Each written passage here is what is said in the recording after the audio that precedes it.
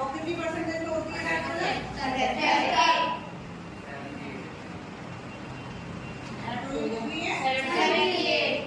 78%, ठीक है। बाकी और अन्य गैसें उनमें ऑक्सीजन कितनी है? ऑक्सीजन अब नाइट्रोजन इतनी परसेंटेज होने के बावजूद भी हम लोग उसको डायरेक्ट नहीं ले सकते हैं, मतलब सीधे ग्रहण नहीं कर सकते हैं। तो उसके लिए नाइट्रोजन का स्थिरीकरण, यानी कि नाइट्रोजन को दूसरे तत्वों में बदलना, ठीक है, उसको स्थिरीकरण किया जाता है। और वो तब पौधों के द्वारा या फिर जंतुओं के द्वारा हम लोग प्रयोग करते हैं। तो वो किस तरीके से करते हैं? तो उसको बोलते हैं नाइट्रोजन चक्र। हमें आज नाइट्रोजन चक्र समझा रहे हैं। वायुमंडलीय जो नाइट्रोजन है वो 78% वायुमंडल में है, उसका या तो सीधे सीधे बिजली जब तड़पती है, बिजली के तड़पने के साथ में क्या जाएगा? सीधे सीधे घुलनशील नाइट्रेट के रूप में मिट्टी में मिल जाता है, ठीक है, समझ में आया? यहाँ पे क्या होगा? तीन स्टेप होते हैं। एक तो क्या, बिजली कड़की और बिजली कड़कने के साथ में घुलनशील नाइट्रेट के रूप में वो मिट्टी में आ गया।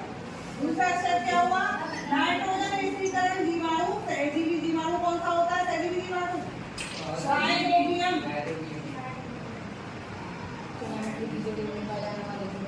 कौन सा होता है? राइजोबियम। सहजीवी जीवाणु द्वारा या फिर नाइट्रोजन स्थिरीकरण जीवाणु द्वारा ये घुलनशील नाइट्रेट के रूप में मिट्टी में आ जाएगा, ठीक है। तीसरा स्टेप कौन सा है? कृत्रिम उर्वरक के द्वारा, जो पौधों में खाद देते हैं, यूरिया वगैरह देते हैं, वो कृत्रिम होते हैं, मनुष्य के द्वारा बनाए जाते हैं, इसलिए उनको कृत्रिम बोला जाता है। और वो कृत्रिम उर्वरक के द्वारा भी वो कितना आया मिट्टी में? नाइट्रेट के रूप में आया, घुलनशील नाइट्रेट के रूप में, मतलब वो घुल जाता है, ठीक। अब क्या हुआ? अब जब घुलनशील नाइट्रेट के रूप में मिट्टी में मिल गया, वो मिट्टी से काय के द्वारा, मिट्टी द्वारा अवशोषण से काय के जाएगा? पौधों में प्रोटीन के रूप में जाएगा, और प्रोटीन के रूप में फिर हम उसको ग्रहण करेंगे। जो फ्रूट्स होते हैं, जो फल होते हैं, उनके द्वारा हम उसको फिर ग्रहण करते हैं, काय के रूप में? भोगे के रूप में, ठीक है। वो काय में चला गया? फिर पौधों से किसमें चला गया?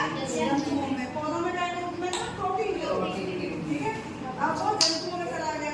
अब जंतुओं में से कहाँ जाएगा? वो जंतुओं में से फिर वो यूरिया के रूप में, मलमूत्र के रूप में जाएगा अपजन से, ठीक है, या तो मलमूत्र के द्वारा जाएगा, या फिर जंतु मृत हो जाते हैं तो उनके अपघटन से, जब जंतु को मर जाता है, जानवर मर जाता है, तो उनका जब अपघटन होता है, उनमें सड़न जब पैदा होती है, तब भी वो मृत होने पर अपघटन होगा, उसका